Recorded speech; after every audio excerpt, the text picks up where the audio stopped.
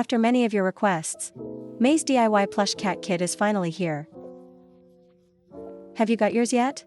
Let's follow the tutorial and start crafting. Insert the needle into the handle, leaving about 2.5 centimeters of the tip exposed. Once the needle is in place, tighten the screw firmly. If the needle tip starts to sink in, just adjust it and retighten the screw. Now that the needle is ready, let's move on to threading the yarn. First, remove the cap at the back of the needle. Take the threader and insert it from the needle's tip through to the end. Thread the yarn through the threader and pull it back through the needle.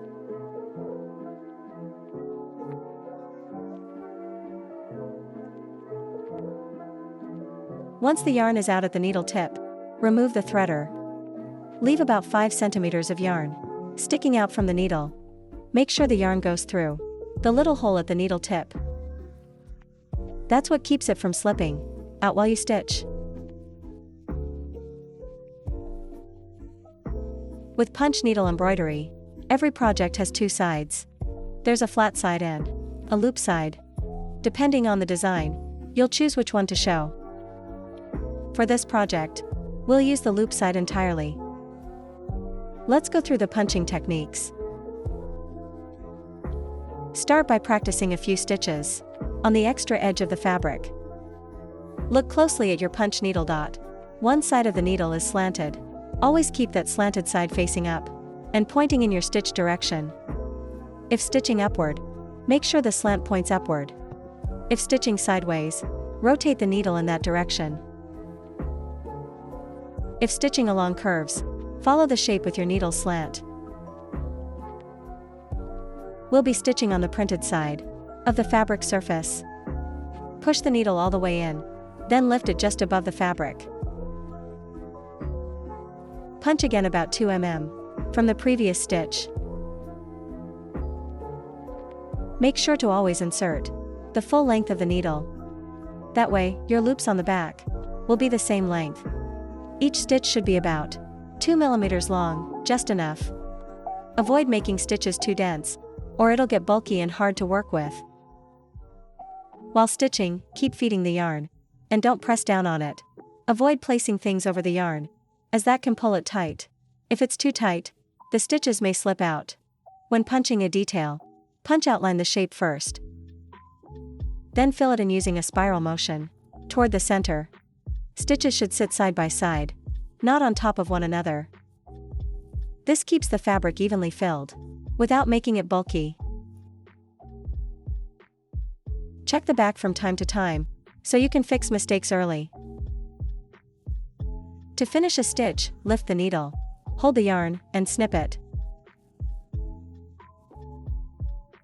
Before practice, here are some beginner mistakes to avoid. Problem 1. The yarn slips out of the fabric after stitching. This can happen if the needle was not pushed all the way in. Short loops don't hold well and come out easily. Always insert the needle fully to create secure loops. Another cause, the yarn is too tight while you stitch. You may have forgotten to feed more yarn from the ball, or something was pressing on the yarn, making it stuck. Check for knots or remove any items pressing on the yarn.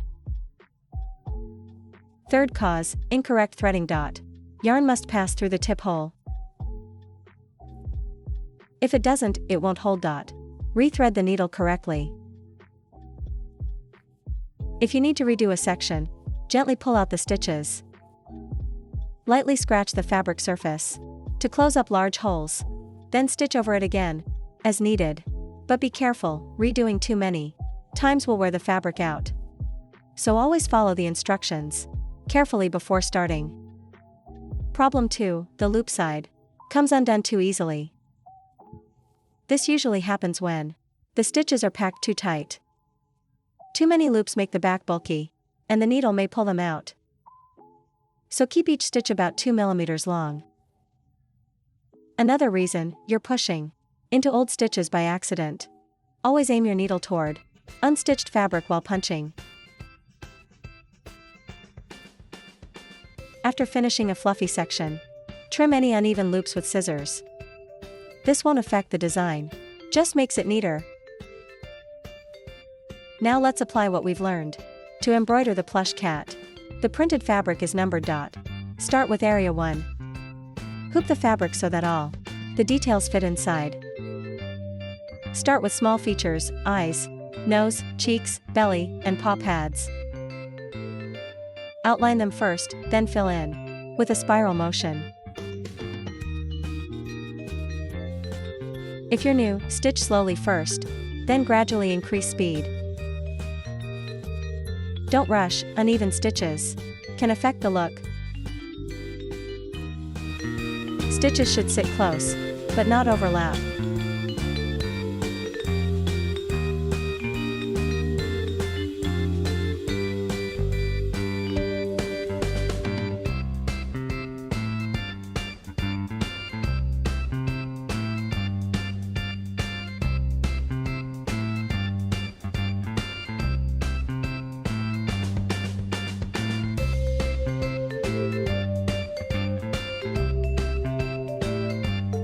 Once you finish small parts, embroider the purple background.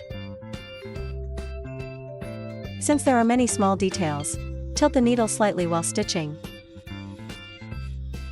This helps avoid damaging parts you've already completed.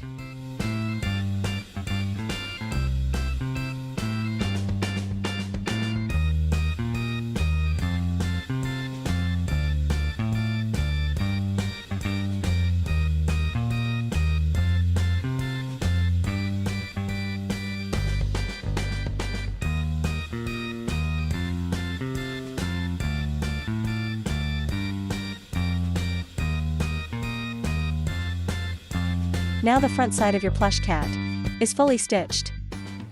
To keep the yarn in place, apply glue on the back. Don't use too much, just enough to hold all the loops. While the glue is drying, you can adjust the yarn placement. If any loop pops out, trim it neatly with scissors. Now move the hoop to areas numbered 2, 3, and 4. In area 2, stitch the cat's tail with light and dark purple yarn. You can start with either color and use the same spiral fill technique. While working, keep checking the loops for evenness. Once the tail is complete, apply glue on the back. Next, move to area 3 to embroider the little fish bag. Start with the fish's eyes and outline, then fill in the yellow background. Use the same technique as before. You're getting good at this. After stitching, don't forget to glue the back. Now onto area 4. This is the back of the cat's body. Begin with the stripes, then fill in the purple background.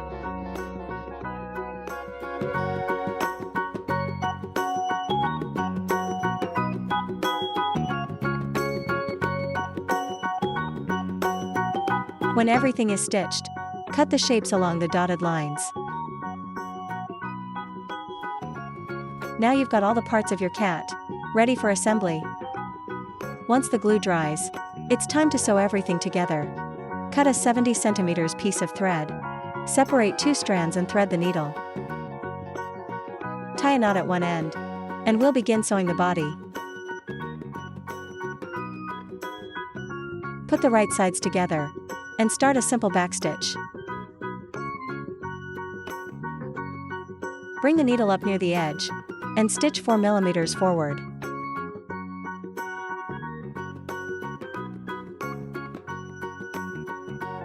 Then go back 2 mm and repeat this stitch all the way around.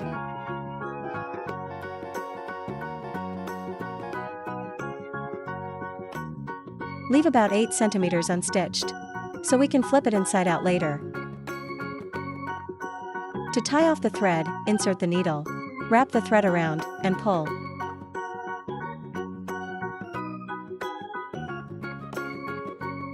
Repeat to make a second knot. Then snip off the thread.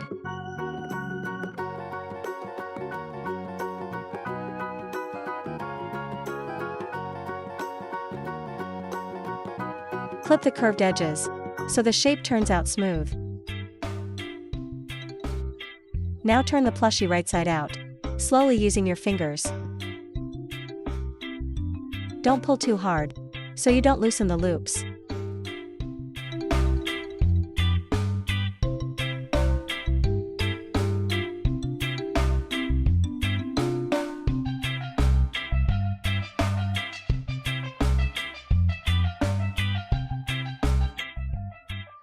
Once it's flipped, stuff it, and sew the opening shut. Use invisible stitch. Watch May's steps closely. Insert the needle close to the edge, go across, and move forward.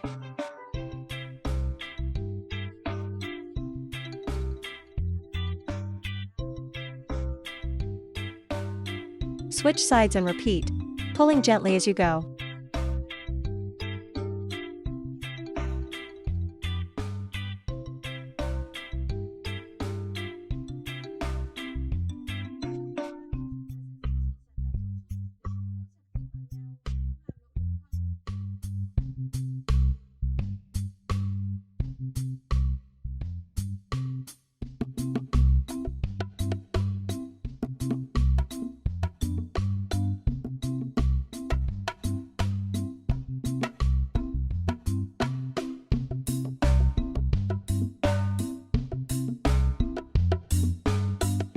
Next are the tail and fish pouch dot. We'll also use invisible stitch. Put wrong sides together. Fold edges in, and sew around. When about 3 centimeters remains, stuff and finish sewing.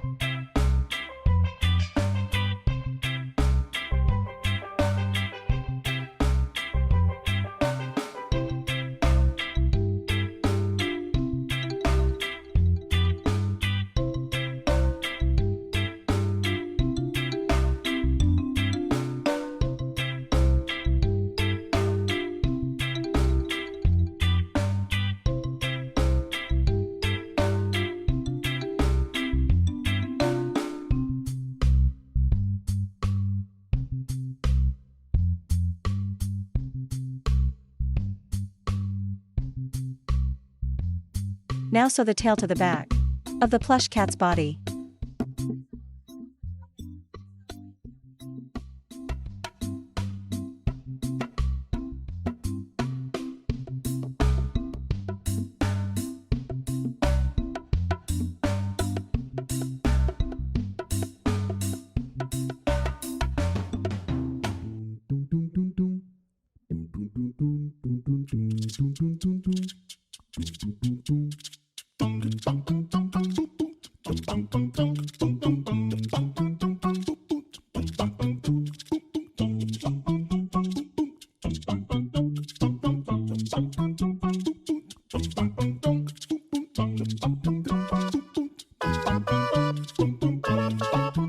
Next, sew the fish pouch onto the cat like a little accessory. Cut a 35 cm piece of yellow yarn to make the bag strap.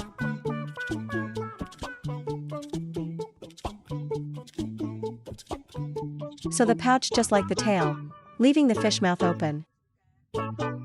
Insert the yarn ends into the fish mouth, tie a knot, and hide it inside.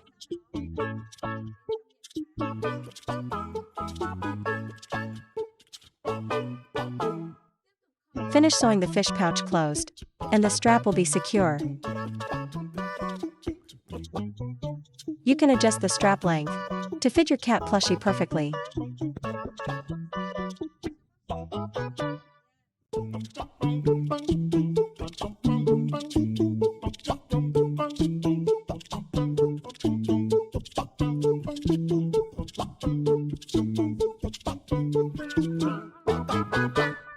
And that's it, our cat. With a fish pouch is complete. The tail works like a little stand, so it can sit on its own.